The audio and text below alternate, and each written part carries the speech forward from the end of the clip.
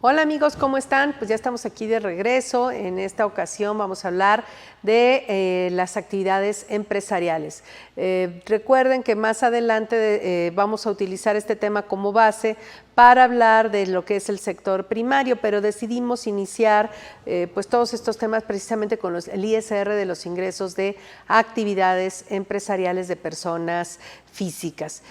Pues si les parece, sin mayor preámbulo, pues vamos a iniciar nuestro tema. Obviamente vamos a hablar del régimen general, del régimen de incorporación fiscal y del nuevo régimen de plataformas de ingresos a través de plataformas digitales. Entonces vamos a iniciar con el régimen general. Tenemos 2 sesiones dedicadas a este tema, así es que por favor no se pierda ninguna de ellas. Entonces, para empezar, antes de irnos a la parte de actividades empresariales, hay que recordar lo que contienen las disposiciones generales. Y en este caso, particularmente el artículo 90 de la Ley del Impuesto sobre la Renta, que establece algunas disposiciones aplicables a todas las personas físicas. Esto está en el apartado de disposiciones generales que abarca pues del artículo 90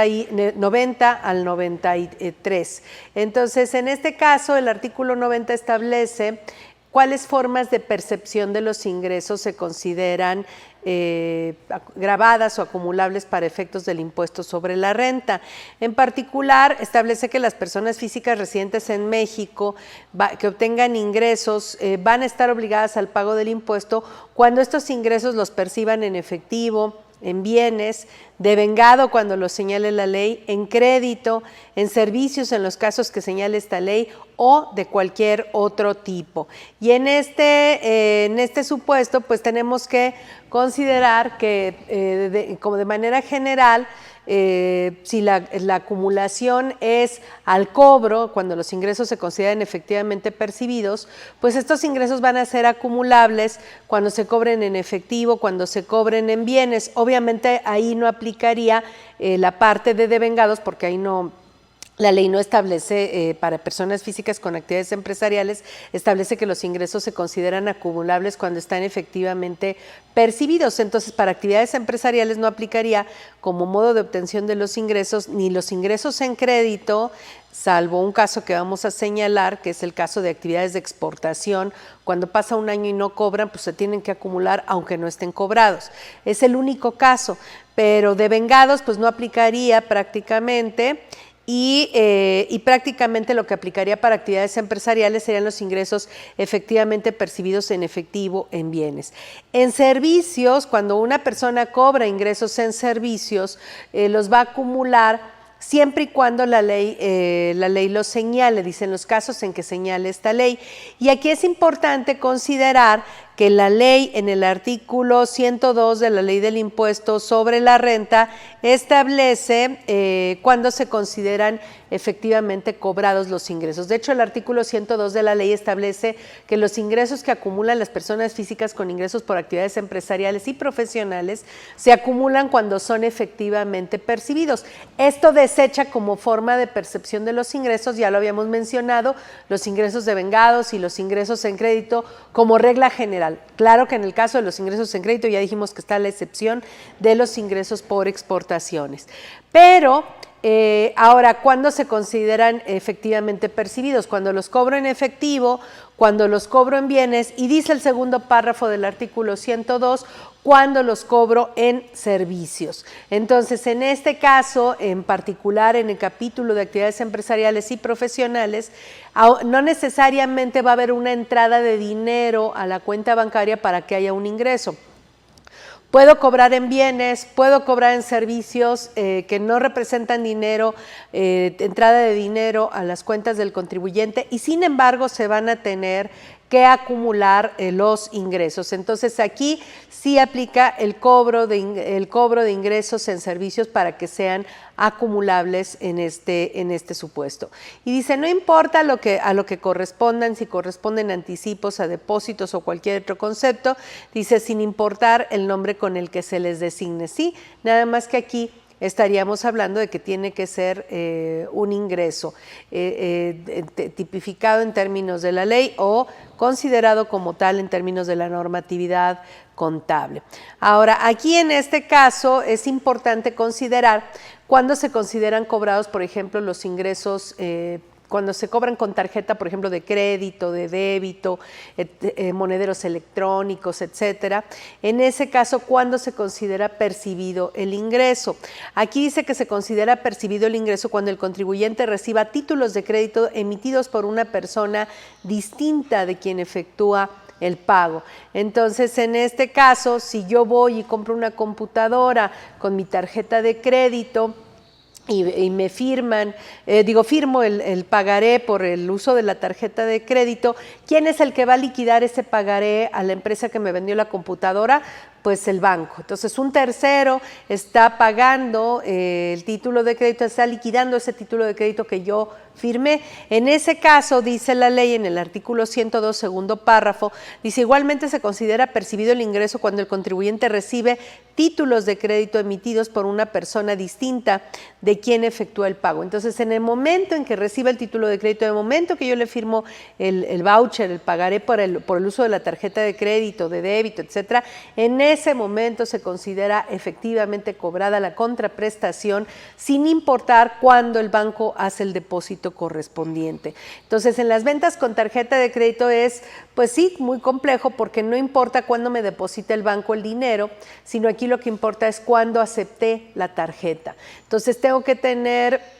cuidado porque en el caso, por ejemplo, de las ventas al contado en efectivo, pues igual tampoco importa cuándo deposite yo el dinero al banco, lo que importa es cuándo realicé la venta en efectivo, cuándo realicé el cobro en efectivo, independientemente de cuándo lo haya depositado en mi cuenta, si es que lo deposité.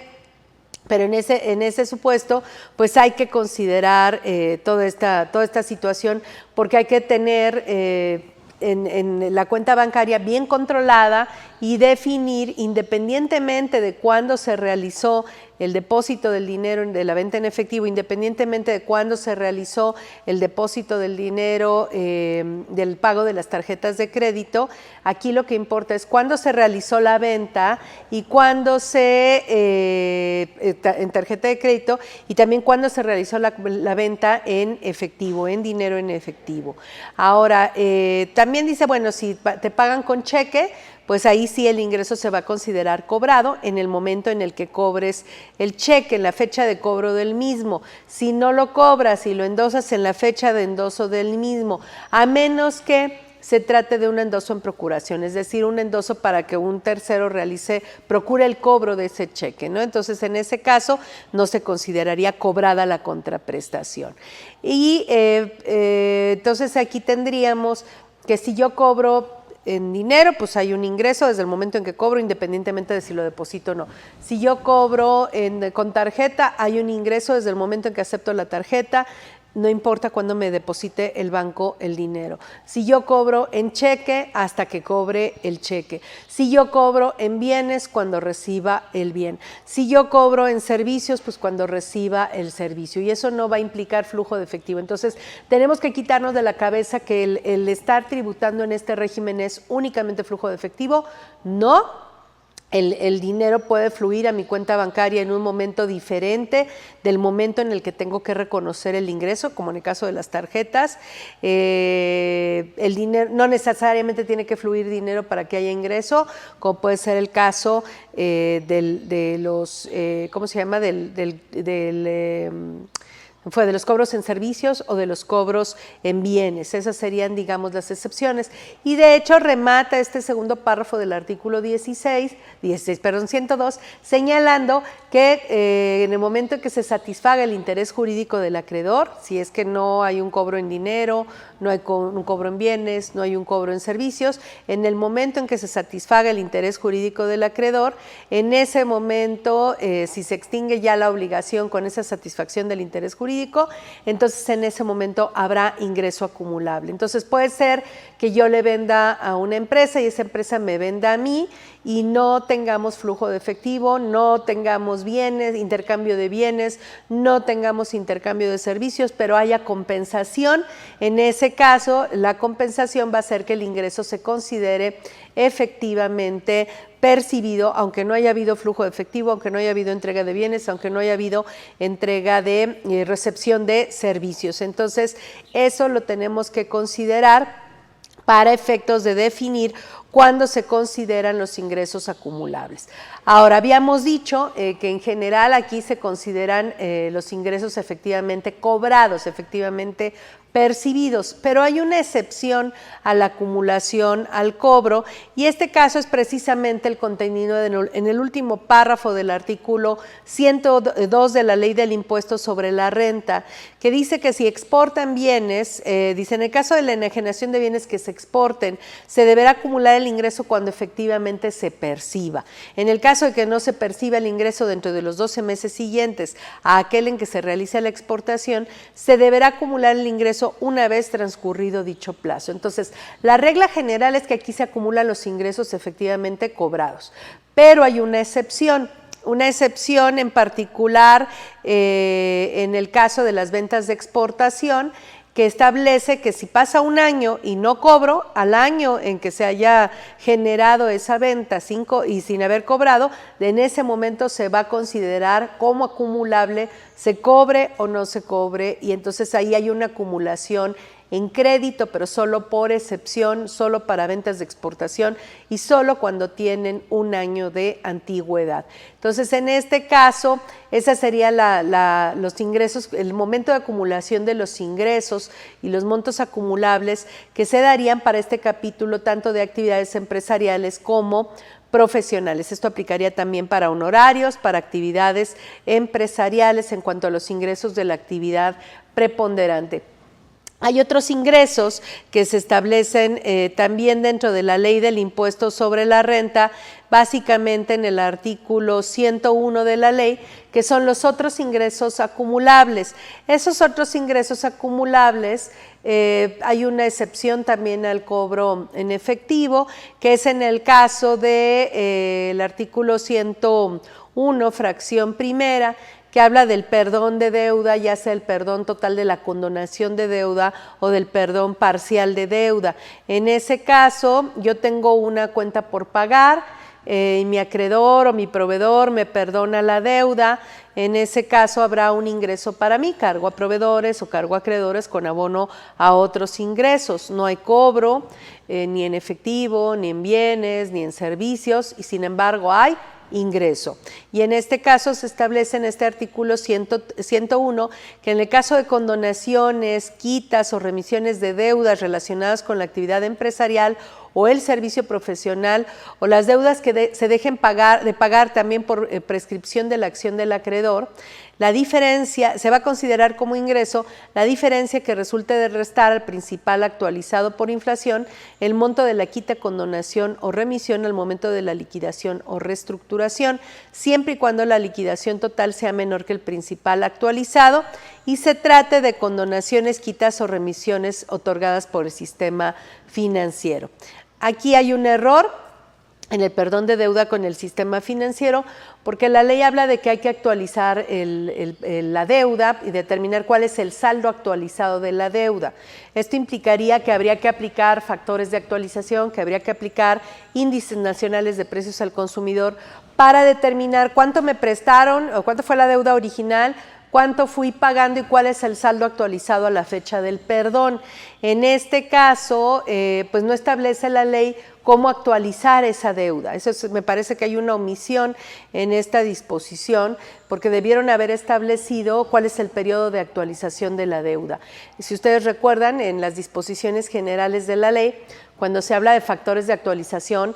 pues la fórmula general de los factores de actualización es el INPC del mes más reciente entre el INPC del mes más antiguo del periodo. Y la propia ley en esa disposición, en ese artículo que es 6 o 7 de la Ley del Impuesto sobre la Renta, establece que en cada caso la ley establecerá el periodo de actualización. Aquí deberían haber establecido cuál es el periodo de actualización para este saldo de esta deuda para poder determinar este ingreso cuando hay perdón de deuda por parte del sistema financiero, y no lo establecieron. Si el perdón de deuda es con personas que no son del sistema financiero, o sea, si quien me perdona la deuda es una persona que no es del sistema financiero, en ese caso no habrá un cálculo del saldo de la deuda actualizado que se reste a la deuda. Aquí en este caso, al perdón de deuda. En este caso, toda la deuda perdonada, sin restarle nada, tal cual va a ser ingreso acumulable. Y lo que establece el artículo 102 es que en ese caso, el momento en que se va a considerar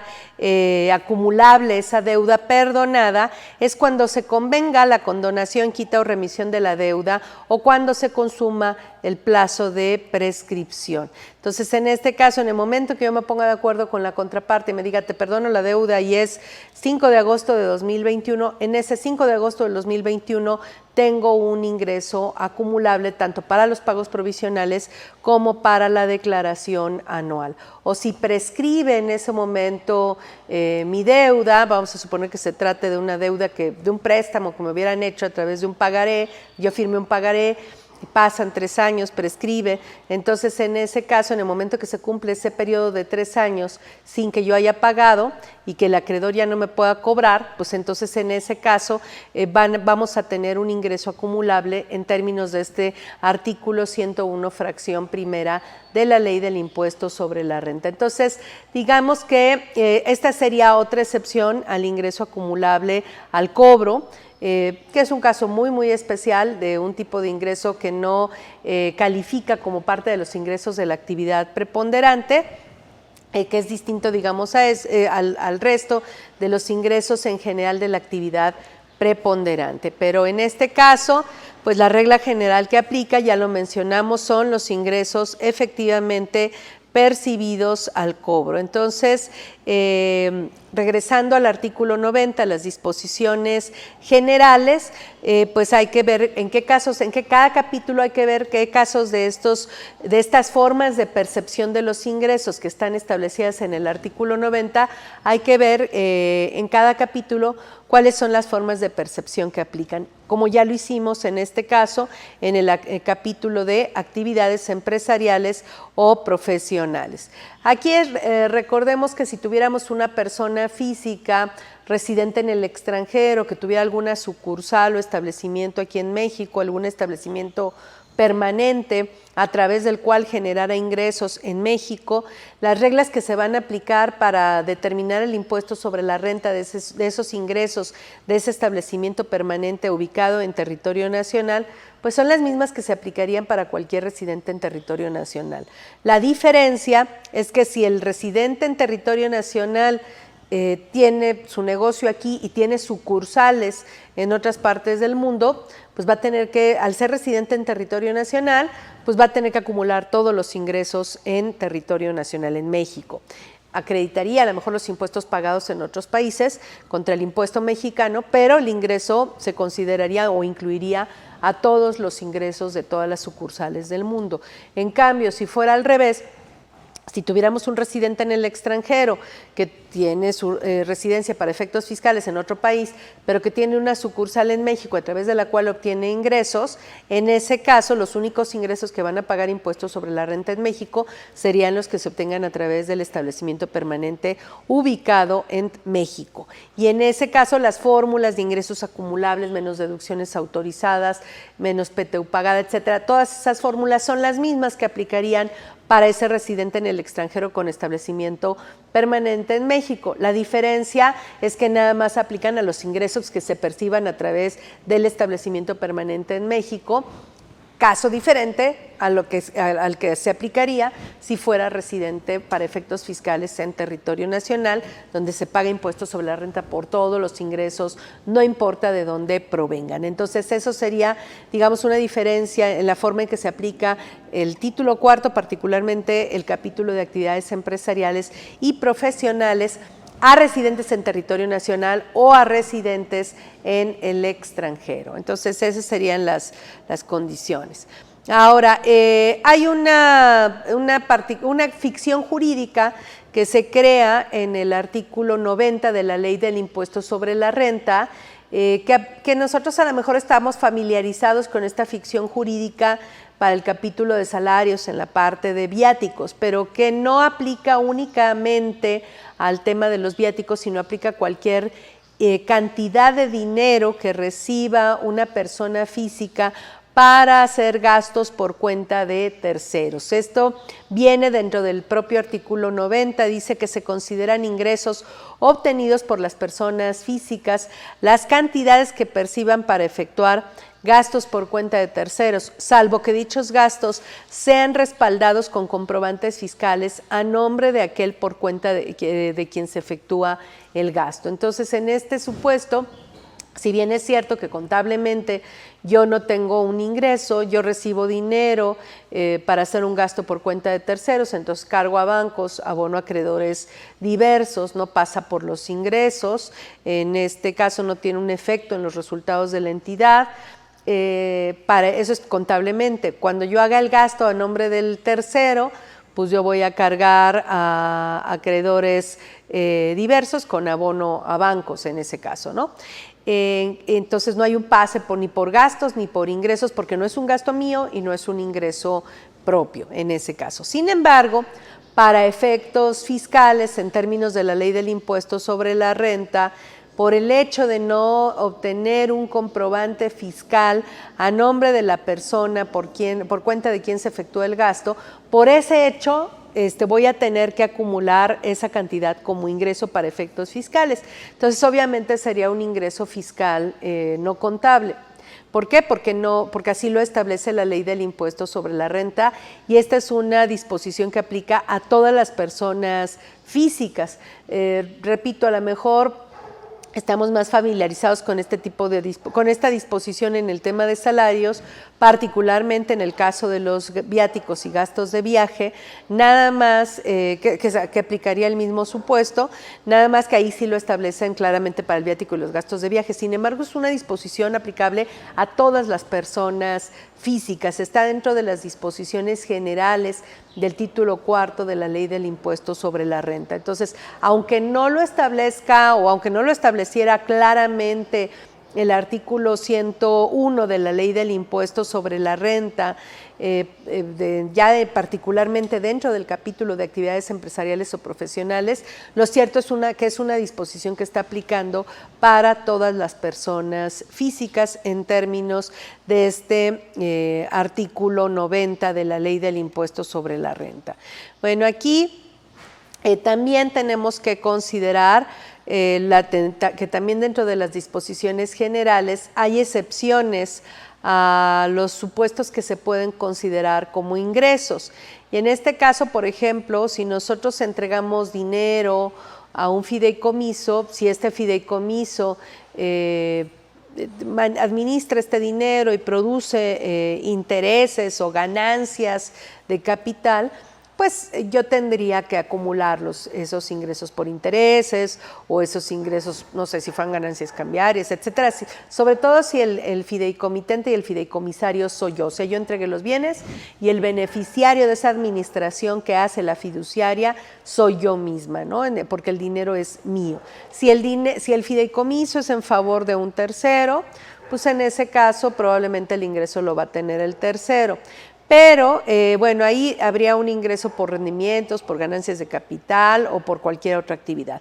Sin embargo, la ley establece una excepción. Dice que no se consideran ingresos obtenidos por los contribuyentes, personas físicas, los rendimientos de bienes entregados en fideicomiso, en tantos dichos rendimientos únicamente se destinen a fines científicos, políticos o religiosos, o a los establecimientos de enseñanza y instituciones de asistencia o beneficencia señalados en los términos del artículo 151, fracción tercera, o para financiar la educación hasta nivel licenciatura de sus descendientes en línea recta, siempre que sus estudios cuenten con reconocimiento de validez oficial. Entonces, en este caso, este dinero que produce, estos rendimientos, intereses o diferencias cambiarias que produzcan estos ingresos que se entregaron al fideicomiso no van a ser acumulables siempre y cuando el dinero se destine para los fines aquí señalados, fines científicos, políticos, religiosos o para financiar la educación de los descendientes en línea recta hasta nivel licenciatura, que es lo que establece esta disposición. Entonces, aquí, pues aparentemente han utilizado esta disposición como una forma de remuneración a los trabajadores, y esto es lo que generó la creación de un criterio no vinculativo, el criterio 11 de ISR no vinculativo, que se llama rendimiento de bienes entregados en fideicomiso que únicamente se destinen a financiar la educación. Entonces, aquí lo que establece es que la persona que tiene que, ellos interpretan, el SAT interpreta en este criterio, que la persona que tiene que actuar que tiene que aportar los bienes al fideicomiso y actuar en calidad de fideicomitente es la persona física, es el contribuyente, que es la que tuvo que haber dado el dinero, sobre todo para la educación de sus hijos. Eso es lo que están interpretando. Dice que este dinero se va a entregar a la fiduciaria para que sea destinado a la educación de sus hijos, dice, y tiene que ser ascendiente en línea recta de la persona que cursará la educación financiada. Entonces, dice que se considera una práctica indebida cuando la persona que no considere como ingresos por los que está obligado al pago del impuesto los rendimientos de bienes entregados al fideicomiso que se destinen a financiar la educación de sus descendientes, cuando la propiedad de dichos bienes haya sido transmitida a la fiduciaria por una persona distinta al ascendiente en línea recta. O sea, aquí el tema... aparte de eso, aparte de que los rendimientos serían ingreso, creo que aquí el tema es por qué un tercero, no sea a lo mejor la empresa para la que yo trabajo, por qué esa empresa aportó ese dinero al fideicomiso para financiar la educación de mis hijos. En este caso,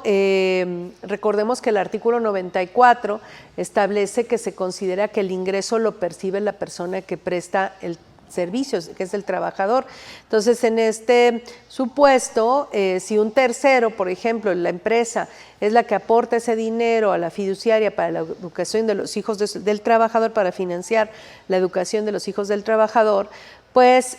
primero, si bien es cierto que aparentemente el trabajador no está recibiendo dinero él, sino quienes van a recibir esos beneficios son los hijos, lo cierto es que dice la ley, se considera que el ingreso lo percibe la persona que presta el servicio, en este caso el trabajador. Entonces, en este caso, por eso es que el SAT interpreta que en ese supuesto, pues esos rendimientos que produzca ese dinero en ese fideicomiso no encuadran en el artículo 90 para no ser acumulables, pero además creo que le faltó señalar que pues la de cantidad que entrega la empresa o cualquier tercero, estamos hablando de empresa y trabajador, pero puede ser cualquier tercero que, no sé, que en lugar de pagarme dinero a mí como persona física empresaria o de honorarios, depositar ese dinero en fideicomiso para la educación de mis hijos, pues sería el mismo caso. Aparentemente no estoy cobrando, pero lo cierto es que me está entregando, o más bien está financiando la educación de mis hijos, y se está dando a cambio de la enajenación de bienes o de la prestación de servicios o del uso o goce temporal de bienes. Entonces recordemos que si esa fue la forma de cobrar mía, y recordemos que el artículo 102 decía que los ingresos se consideran percibidos cuando se cobran en efectivo, bueno, aparentemente no otro dinero a mi cuenta, pero lo cierto es que me estoy viendo beneficiada porque están depositando dinero en un fideicomiso para la educación de mis hijos. no me pagaron aparentemente en dinero, no me pagaron, que de ahí sería discutible, no me pagaron en bienes, pero están además financiando la educación de mis hijos. Podría decir que sería también, si no se considera que hay ingreso en dinero, en el depósito del dinero al fideicomiso para destinarlo a la educación de mis hijos, pues lo cierto es que sí podría considerarse que hay un ingreso en servicios porque me están pagando la educación de mis hijos en ese caso, ¿no? Entonces, en ese supuesto sí habría ingreso. Ahora, si no lo hubiera por esos tres supuestos, de todas formas está la regla general en el artículo 102 de que el ingreso se considera percibido cuando se extingue la obligación mediante cualquier forma que genere una satisfacción del interés jurídico. Entonces, ya sea por ingreso en servicios, ya sea por ingreso en efectivo, ya sea por cualquier forma de extinción de las obligaciones que genere satisfacción del interés jurídico, de todas formas creo que habría ingreso acumulable por el depósito que haga un tercero en un fideicomiso, una entrega de bienes que haga, de dinero que haga a un fideicomiso para la educación de los hijos del trabajador, de los hijos de la persona física de que se trate, y entonces habría, creo yo, ingresos. Y en ese caso, pues ya no aplicaría esta excepción de que los rendimientos no se consideran ingresos, porque esos rendimientos pues van a ser en favor de la persona física a favor de la cual se hizo la entrega de ese dinero. Entonces, en ese caso, pues igual sería ingreso tanto la cantidad aportada por el tercero como los rendimientos que genere esa cantidad aportada, y no estaríamos en los supuestos de no acumulación que establece el artículo 90 para estos casos. Entonces, hay que tener presente esta disposición, igual que hay que tener presente también el párrafo del artículo 90 que señala que los ingresos por apoyos económicos o monetarios que reciban